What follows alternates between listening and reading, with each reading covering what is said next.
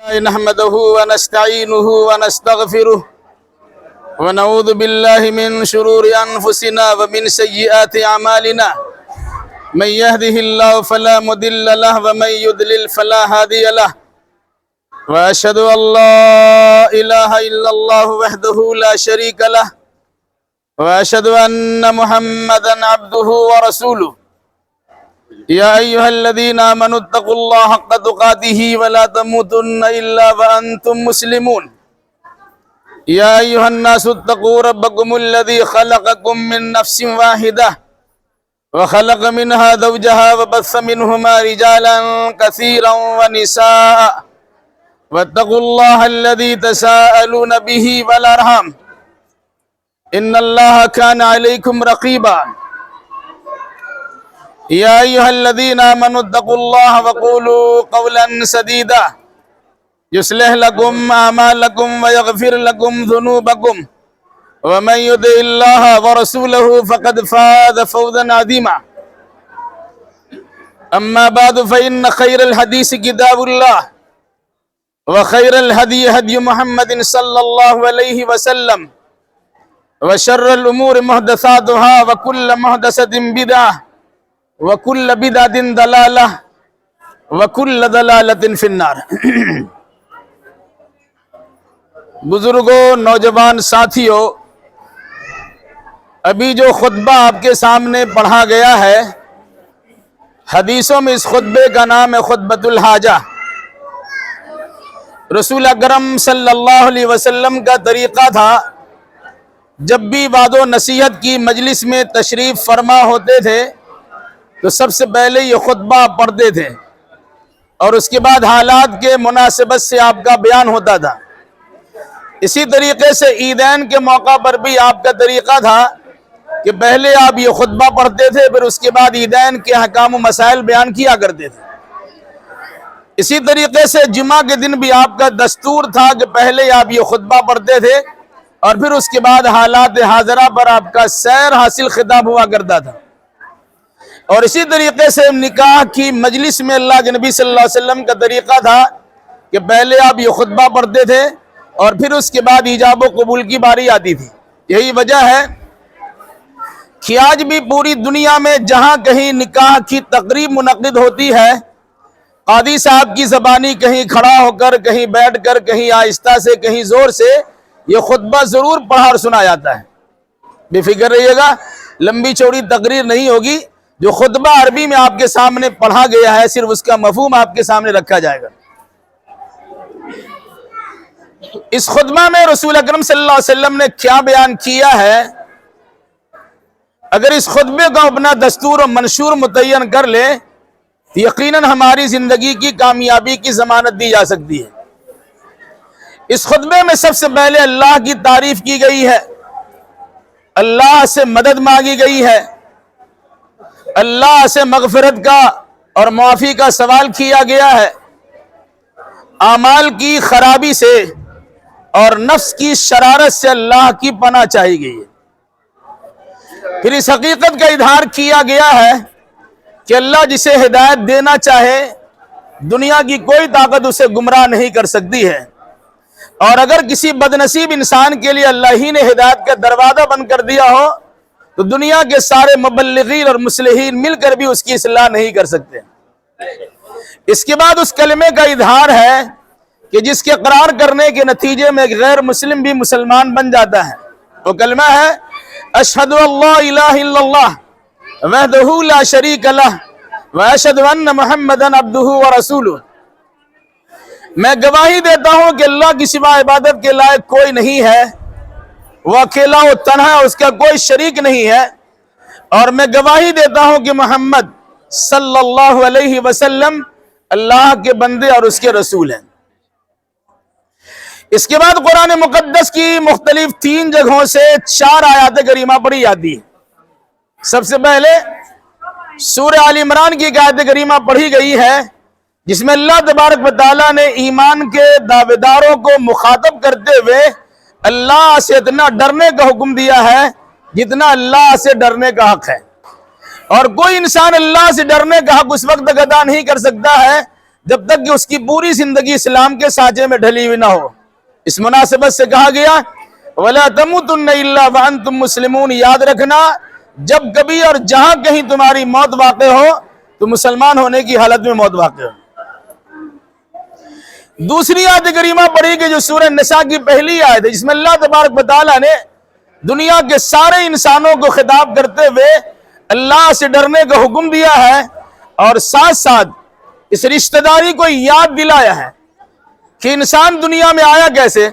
اللہ نے آدم علیہ السلام کو پیدا کیا، انہی کے بائیں پسلی سے حضرت حوا کو نکال دیا، پھر ان دونوں کے میل ملاپ سے تولد و تناسل کا سلسلہ جاری ہوا، اور عورت و مرد پر مشتمل بے انتہا انسان کو اللہ نے دنیا میں پھیلا دیا کہ اللہ سے ڈرتے رہنا اور رشتہ داری جو قائم کی جا رہی ہے اس کا خاص خیال رکھنا۔ اگر اس سلسلے میں کسی قسم کی کوتاہی کرو گے تو جان لو کہ اللہ تمہاری ساری نقل و حرکت پہ کڑی نگاہ رکھے ہوا ہے۔ تیسری اور چوتھی آیت کریمہ پڑھی کہ جو سورہ احزاب کی آیتیں ہیں، جس میں اللہ تبارک و تعالیٰ نے پھر اہل ایمان کو خطاب کرتے ہوئے اللہ سے ڈرنے کا حکم دیا ہے، اور ساتھ ساتھ تاکید کی ہے کہ جب بھی بولو تو بالکل سچی پکی اور باوزن بات بولا کرو۔ پھر اس کا فائدہ بتلایا گیا کہ جو انسان سچ بولتا ہے تو اللہ تبارک و تعالیٰ اس کے عملوں کو سدھار دیتا ہے اور اس کے خطا اور گناہوں کو معاف کر دیتا ہے۔ اور بالکل اخیر کی آیت میں اللہ نے فرمایا کہ جو انسان صرف اللہ کی عبادت کرتا ہے اور اللہ کی عبادت میں کسی کو شریک نہیں کرتا ہے اور اللہ کی عبادت محمد الرسول اللہ صلی اللہ علیہ وسلم کے طریقے کے مطابق بجا لاتا ہے، تو ایسے انسان کی زندگی کی کامیابی کی خوشخبری سنائی جاتی ہے کہ وہ انسان بڑی کامیابی حاصل کرتا ہے۔ اس کے بعد خطبہ کا آخری حصہ، اما بعد، تمام باتوں میں سب سے بہترین بات کتاب اللہ یعنی قرآن مقدس کی بات ہے، اور تمام طریقوں میں سب سے بہترین طریقہ محمد الرسول اللہ صلی اللہ علیہ وسلم کا طریقہ ہے، اور تمام چیزوں میں سب سے بدترین چیز دین میں اپنی جانب سے کسی نئی چیز کی ایجاد و شروعات ہے، جنہیں شریعت کی اصطلاح میں بدعت کہا جاتا ہے۔ وَكُلُّ بِدْعَةٍ ضَلَالَةٍ وَكُلُّ ضَلَالَةٍ فِي النَّارِ، ہر بدعت گمراہی ہوتی ہے اور گمراہی کا انجام جہنم کے سوا کچھ نہیں ہے۔ یہ خطبہ مسنونہ جو عام طور سے نکاح کے موقع پر بھی پڑھا جاتا ہے، بس 1 سے 1.5 منٹ آپ کر لیں گے۔ جن آیات کو خطبہ مسنونہ میں شامل کیا گیا ہے ان آیتوں میں بطور خاص اللہ سے ڈرنے کا حکم ہے۔ وجہ اس کی بتائی آدھی کہ انسان کو راستہ چلتے ہوئے ٹھیس لگ جائے، تلوا میں کانٹا چبھ جائے، معمولی سی پریشانی لاحق ہو جائے، انسان اللہ اللہ کی رٹ لگاتا ہے، لیکن جب اسے خوشی حاصل ہوتی ہے تو انسان بھولے نہیں سماتا۔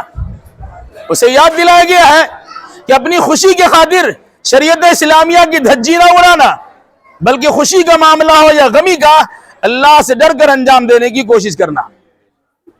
اسی خطبہ کی یاد میں یہ بات بھی سکھلائی بتلائی گئی کہ جب بھی بولو تو بالکل سچی پکی باوزن بات بولا کرو۔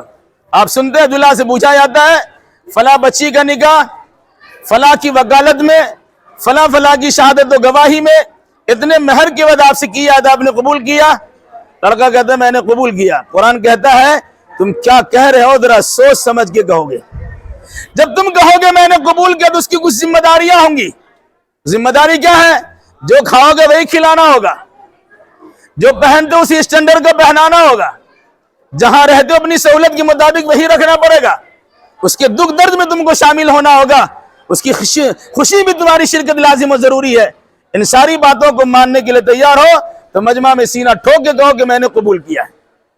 اور اگر خدا نخواستہ اس اقرار کے بعد کسی قسم کی کاہلی سستی ہوتی ہے، یہ لاؤبالی بن کے انسان شکار ہوتا ہے، تو اس سے پہلے اللہ تبارک و تعالیٰ یاد دلا چکا ہے کہ اللہ تمہاری ساری نقل و حرکت پہ کڑی نگاہ رکھے ہوا ہے، اور اس سے پہلے اللہ تبارک و تعالیٰ یاد دلا چکا ہے کہ زندگی تمہاری جس طرح گزر جائے ایک دن انسان کو دنیا سے جانا ہے اور اللہ کی بارگاہ میں پہنچنا ہے، پھر ذرہ ذرہ کا حساب چکانا پڑے گا۔ اس مناسبت سے یہ خطبہ نکاح ایک بہترین پیغام ہے نکاح کے موقع پر دلہا دلہن دونوں کے لیے اور یہاں سامعین اور سامعات کے لیے۔ اللہ تعالیٰ سے دعا کیجئے اللہ ہمیں اور آپ کو نیک سمجھ کی توفیق عطا فرمائے۔ بالکل آخر کی بات، ہر انسان اپنی زبان سے اقرار کرتا ہے کہ سب سے بہترین بات کتاب اللہ قرآن کی بات ہے، اس میں کوئی شک و شبہ نہیں ہے، لیکن عملی زندگی میں بات نظر نہیں آتی ہے. ہر انسان کہتا ہے محمد الرسول اللہ صلی اللہ علیہ وسلم کا طریقہ سب سے بہترین طریقہ ہے، لیکن اللہ کے نبی صلی اللہ علیہ وسلم کا طریقہ عملی زندگی میں دکھتا نہیں ہے. آپ نے شادیاں بھی کی ہیں، اپنی بچیوں کی شادیاں کی ہیں، اپنے شاگردوں کی شادیاں کی ہیں، اپنے اصحاب کی شادیاں کی ہیں، کوئی رسم و رواج کی پابندی نہیں تھی. آج اللہ کے نبی صلی اللہ علیہ وسلم کی سنت کا ہم نام بھی لیتے ہیں اور بے شمار رسم و رواج کی پابندیاں بھی کرتے ہیں. اسی طریقے سے ایک رسم کی طرف اشارہ کرتے بعد ختم کرتا ہوں. عام طور سے دیکھا جاتا کہ جب نکاح قبول کرا دیا جاتا، چھوٹے بڑے سب کہتے دلہا سے کہیے کھڑا ہو کے السلام علیکم. بھائی آنے والا سلام کرتا ہے، جانے والا سلام کرتا ہے، مجلس سے کسی کو اٹھا کے سلام کرنا کیا مانا؟ انشاءاللہ بچہ اٹھ کے سلام تو نہیں کریں گے، ہماری آپ کی ذمہ داری ہوگی. ان کی وجہ سے یہ مجلس رچائی گئی ہے، ہم ان کے استقبال میں یہاں پہنچیں گے، مبارکبادی کلمات پیش کریں گے. مبارک ہو تو کہتے ہی ہیں. اس موقع پر اللہ کے نبی صلی اللہ علیہ وسلم نے ایک خاص دعا سکھلائی ہے، میں اس دعا کے ذریعے سے مبارکبادی پیش کرنی چاہیے. وہ دعا کیا ہے؟ بارک اللہ لکا وبارک علیکا وجمع بینکما فی خیر. اللہ تم کو برکت دے، اللہ تم پر برکت کی مسلسل بارش برسا دے، اور خیر و دین کے معاملات میں اللہ تم دونوں کے دلوں کو جوڑ کے رکھے. اس سے بہتر مبارکبادی کی دعا کیا ہو سکتی ہے؟ ہم مبارکبادی کہتے ہیں، اچھی باتیں کہیے، لیکن اللہ کے نبی صلی اللہ علیہ وسلم کے طریقے کے مطابق، آپ کی سنت و حدیث کے مطابق ہمیں مبارکبادی کے کلمات کو یاد بھی کرنا چاہیے، کیونکہ جو دعا اللہ کے نبی صلی اللہ علیہ وسلم نے اپنے زمانے میں دیا تھا وہ دعا اللہ کی بارگاہ میں مقبول ہو چکی ہے اور اس کی برکت سے آج بھی مقبول رہے گی. اس لیے ہمیں دعا دینا چاہیے، بارک اللہ لکا وبارک علیکا وجمع بینکما فی خیر. اللہ سے دعا کیجیے اللہ جو نکاح بھی پڑھایا جا رہا ہے اسے مسعود و میمون و بابرکت بنا دے، ان دونوں کے دلوں میں الفت و محبت پیدا کر دے، دونوں خاندان میں الفت و محبت کی جو جگہ دے. ان دونوں کے ساتھ ساتھ ہم سبوں کی زندگی کے تمام تر شعبات میں کتاب اللہ اور سنت رسول اللہ سے مکمل رہنمائی حاصل کر کے اس کے مطابق عمل کرنے کی توفیق عطا نصیب فرما. اقول قولی ھذا واستغفر اللہ لی ولکم ولسائر المسلمین وآخر دعوانا ان الحمد للہ رب العالمین. آ جاؤ قریب آ جاؤ، عبداللہ ادھر آ جاؤ، قریب کر لو. عبداللہ ہاں، دلہا کا نام ہے محمد انعام حمید، ان کے والد کا نام ہے عبد الحمید مرحوم. دلہن کا نام ہے ہیرا رحمانی، ان کے والد کا نام ہے نعیم اختر رحمانی. ایک گواہ ہے جناب نسیم اختر رحمانی، نعیم ہے نا، نعیم اختر رحمانی ولد مشتاق، ٹھیک ہے، ولد مشتاق احمد مرحوم. دوسرے گواہ ہے شازی رحمانی ولد نعیم اختر رحمانی. ایک دوسرا گواہ ہے عبد الرحمن ولد محمد جلیل. یہ نسیم اختر صاحب کی وکالت میں نا؟ جی نعیم اختر ہے، نسیم ہے، والد ہے ان کے، ٹھیک ہے، نعیم اختر رحمان، ٹھیک ہے. مہر ہے 1,51,000 روپیہ. اس روپیے سے تیار کردہ ایک زیور ہے، یعنی زیور کی شکل میں مہر معجل جو ابھی ادا کیا جا چکا ہے، یعنی پہلے ادا کیا جا چکا ہے، یہ قرضہ نہیں ہے. عزیزہ ہیرا رحمانی بنت نعیم اختر رحمانی سلمہ.